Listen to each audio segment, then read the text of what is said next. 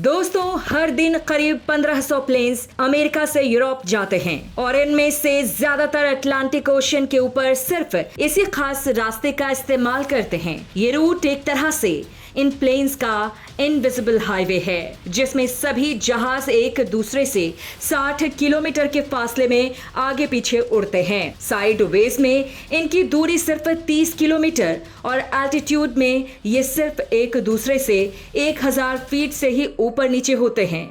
आपने ऐसी कई वीडियो देखी होगी जिनमें एक से ज्यादा जहाज आसमान में एक दूसरे से काफी करीब होते हैं और ऐसा खास तौर पर यूरोप से अमेरिका और अमेरिका से यूरोप की फ्लाइट में देखा जाता है। पर अब सवाल है कि जब पूरा आसमान खाली होता है तो पायलट्स यहाँ एक दूसरे के करीब रहकर खतरनाक सिचुएशन में इस रूट का इस्तेमाल क्यों करते हैं। दरअसल दोस्तों, इस इनविजिबल हाईवे को करीब 130 साल पहले यानी 1920 में वासाबुरा ओइशी नाम के जापानी मेट्रोलॉजिस्ट ने आसमान में कई वेदर बलून से रिसर्च के मकसद से ढूंढा था। 1920 में उन्होंने मौसम से जानकारी जुटाने के लिए कई बलून आसमान में छोड़े, लेकिन उन्होंने देखा कि 30 से 40 हजार फीट के एल्टीट्यूड पर आसमान में एक इनविजिबल ताकत है जो बलून को काफी तेज रफ्तार से ईस्ट की तरफ धकेलती है। पहले तो उनकी इस रिसर्च पर दुनिया ने ज्यादा ध्यान नहीं दिया, लेकिन 25 सालों बाद दूसरे विश्व युद्ध में एक ऐसी घटना घटी जिसके बाद दुनिया ने वासाबुरा ओइशी के इस रिसर्च को सीरियस लेना शुरू कर दिया।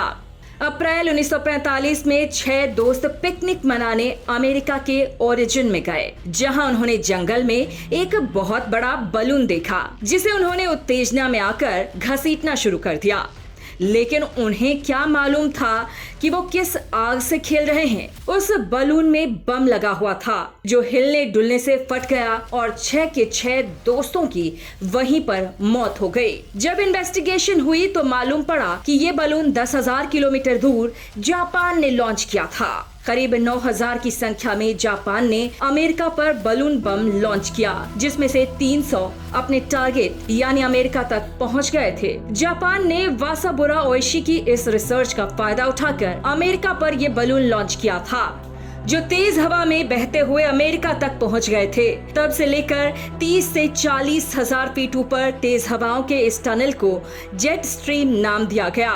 करीब पूरे साल ही ये हवाएं 250 किलोमीटर प्रति घंटे की रफ्तार से ईस्ट की तरफ चलती हैं। ये ट्यूब की शक्ल में ट्रैवल करती हैं, जिसकी चौड़ाई कई किलोमीटर होती है जबकि मोटाई 4 किलोमीटर की होती है।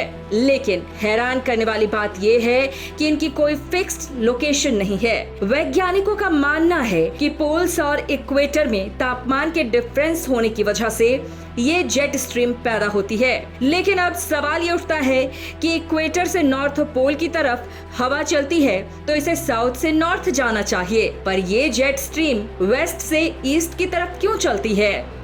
तो वैज्ञानिक इसकी सबसे बड़ी वजह अर्थ के रोटेशन को बताते हैं। उनका कहना है कि अर्थ 1600 किलोमीटर प्रति घंटे की रफ्तार से एंटी क्लॉकवाइज डायरेक्शन में घूम रही है और अर्थ की यही रोटेशन इस जेट स्ट्रीम को वेस्ट से ईस्ट की तरफ चलने में मदद कर रही है।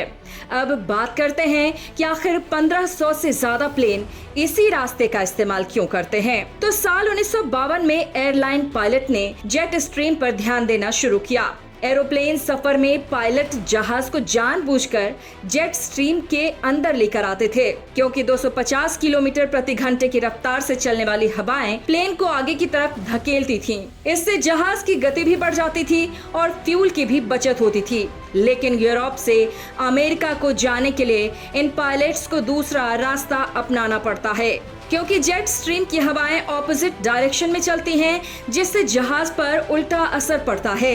लेकिन वक्त बदलता गया और एयरलाइन इंडस्ट्री में तेजी से आगे बढ़ती गई।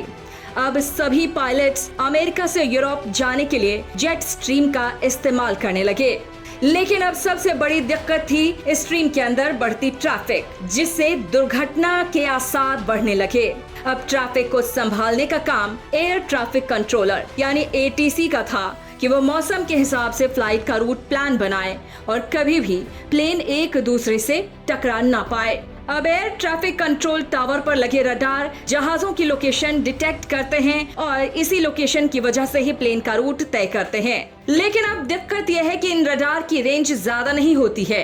ये ज्यादा से ज्यादा 128 किलोमीटर की रेंज में मौजूद जहाजों की पोजीशन डिटेक्ट कर सकते हैं। 128 किलोमीटर से दूर जाते ही ये जहाज रडार से दूर चले जाते हैं। तो अब एटीसी जहाजों के लोकेशन का पता कैसे लगाएगा? इसीलिए साल 1965 में एक नया सिस्टम लाया गया जिसे नेटॉट्स कहा जाता है। इस सिस्टम में अमेरिका से यूरोप जाने वाली फ्लाइट के लिए मल्टीपल रूट पार्ट बनाया गया, जिन्हें 4 मेन सेंट्रल कंट्रोल कहते हैं। पहला है न्यूयॉर्क का स्टेशन, दूसरा कनाडा का गैंडर न्यूफाउंडलैंड, तीसरा सांता मारिया कंट्रोल और चौथा शैनविक सेंटर। नेटॉट्स के पूरे 6 रूट हैं जो नाटा से लेकर NATF तक हैं। उड़ान से पहले ही इनमें से एक रूट को पायलट के साथ शेयर किया जाता है या फिर ट्रैफिक होने की वजह से इन्हें आसमान में ही अपना रूट चेंज करने के लिए कह दिया जाता है। ये जेट स्ट्रीम पूरी दुनिया में फैले हुए होते हैं। हमारे भारत के मुंबई से जेट स्ट्रीम निकलता है, लेकिन ठंड के समय में इसका रूट बदलकर तिब्बत की तरफ चला जाता है और हमारे देश के एयरलाइन इंडस्ट्री भी इस इनविजिबल हाईवे का इस्तेमाल करती है। तो दोस्तों, आपको ये जानकारी कैसी लगी? हमें अपने विचार कमेंट बॉक्स में अवश्य बताएं। धन्यवाद।